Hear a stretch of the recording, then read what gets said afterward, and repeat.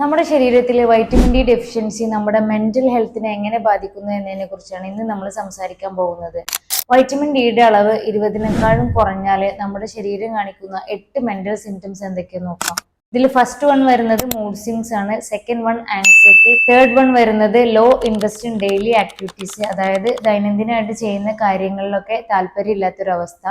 അതുപോലെ തന്നെ next one വരുന്നത് ഭയങ്കര മൂഡി ആയിട്ടുള്ള ഒരു ക്യാരക്ടർ ബിൽഡ് ആവും. ഫിഫ്ത്ത് വൺ വരുന്നത് ലാക്ക് ഓഫ് കോൺസെൻട്രേഷൻ, അതായത് ചെയ്യുന്ന കാര്യങ്ങളിലൊന്നും കോൺസെൻട്രേഷൻ കിട്ടാത്തൊരവസ്ഥ. ചില കുട്ടികളൊക്കെ പറയുന്നത് കാണാം, ക്ലാസ്സുകളിൽ ചെന്നിരിക്കുമ്പോൾ കോൺസെൻട്രേഷൻ കിട്ടുന്നില്ല, അതുപോലെ തന്നെ പഠിക്കുന്ന സമയത്ത് കോൺസെൻട്രേഷൻ കിട്ടുന്നില്ല എന്നൊക്കെ. ഇത്തരം കുട്ടികളിൽ വൈറ്റമിൻ ഡി ചെക്ക് ചെയ്യുന്നത് നല്ലതാണ്.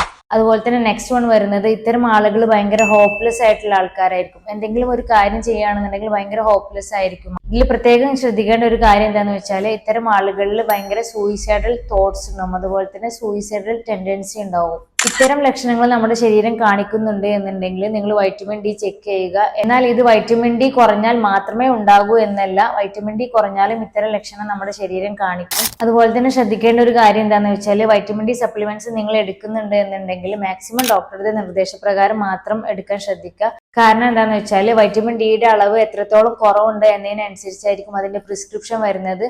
അപ്പോൾ നിങ്ങൾ മാക്സിമം ഡോക്ടറുടെ നിർദ്ദേശപ്രകാരം മാത്രം വൈറ്റമിൻ ഡി സപ്ലിമെന്റ്സ് എടുക്കാൻ ശ്രദ്ധിക്കുക.